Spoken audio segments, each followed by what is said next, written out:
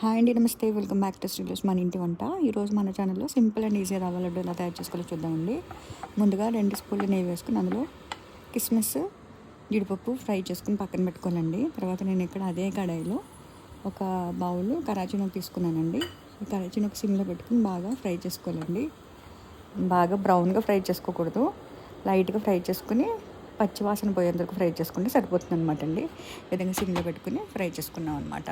తర్వాత stove off చేసుకున్నాక ఇందాక డ్రై ఫ్రూట్స్ వేసిన కడాయిలోనే గిన్నెలోనే వేసేసుకుందామండి.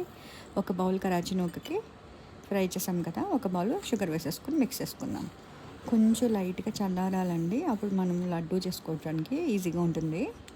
సో ఒక 5 మినిట్స్ చల్లారాక మనం చేపెడితే కాలేనట్టు ఉంటుంది కదా, ఆ విధంగా చూసుకుని అప్పుడు ఒక 2 స్పూన్స్ మిల్క్ వేసుకుని మిక్స్ చేసేసుకొని ఇలా లడ్డూలా చుట్టుకోవాలన్నమాట అండి.